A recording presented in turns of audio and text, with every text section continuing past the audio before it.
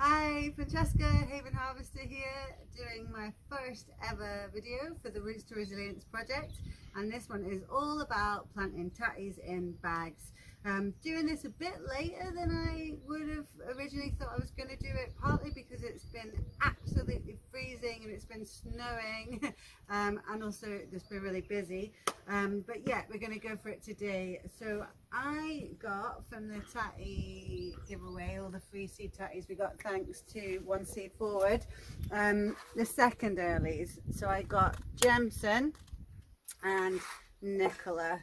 So I kept them labelled when I was chitting them, and I've written labels here as well. So it was 21st of March we got these to give away. They've been chitting for about a month. My labels I've actually just made out of recycled plastic. It's an old milk bottle that I've cut up and then with a permanent marker written the names on it. So always good to keep things labelled, save confusion later on. I've got some tatty bags.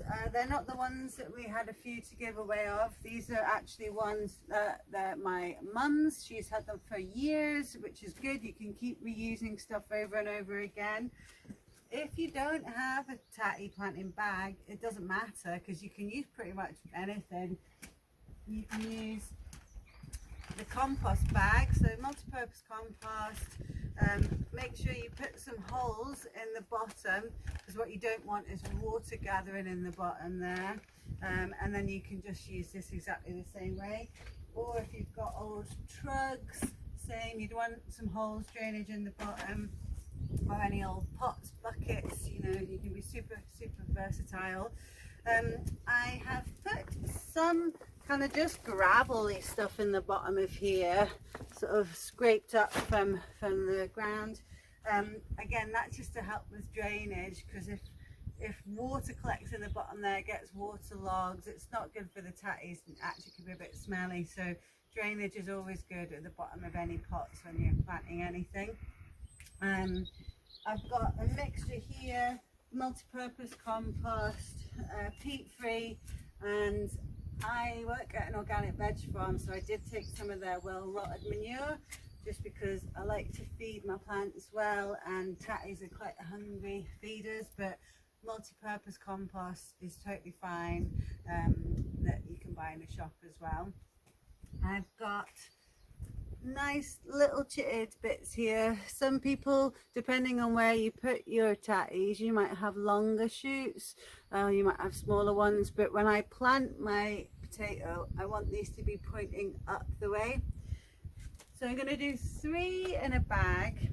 You won't really want to put any more in a bag because actually they would compete with each other and then you'd get less tatties. So I'm just going to place them in. I've already filled this with my compost mix, about a third. I've made just little divots in here that the tatties are going to go in. And there we go, just like that. Nice little triangle of tatties. What I'm going to do now is just cover them up.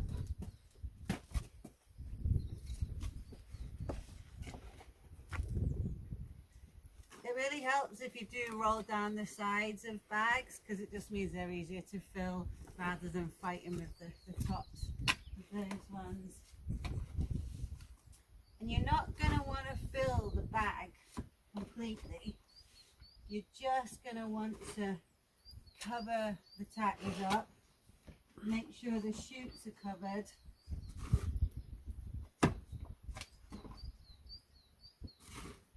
So that looks good. You want to make sure they are well covered, because potatoes, they're not frost hardy, and as you know, we've had snow, we've had like all the seasons in one day lately, and we can get frosts all the way up to the end of May. So that's why you keep them covered, and then as your tatties grow, the shoots will start to appear through the compost, and then you just earth them up. It's called earthing up. You cover them up, and then when the shoots go more and you can see them, you put more in, and you can basically fill this entire bag with soil, and that basically it like stimulates the growth of the shoot, because your potato grows off the shoots, and it protects it from the frost as well. And then, as always, get your label, stick it in there, put it in a sunny spot. You know, if it's a bit of shade, it's also fine. Keep it well watered, and because these are second early, so they take maybe 14 to 16 weeks to mature, so we'll probably be harvesting these and eating them end of July, beginning of August, and be super chuffed we've grown some of our own food. So thanks very much for watching, and yeah, any messages or questions, just send us a message. Thanks.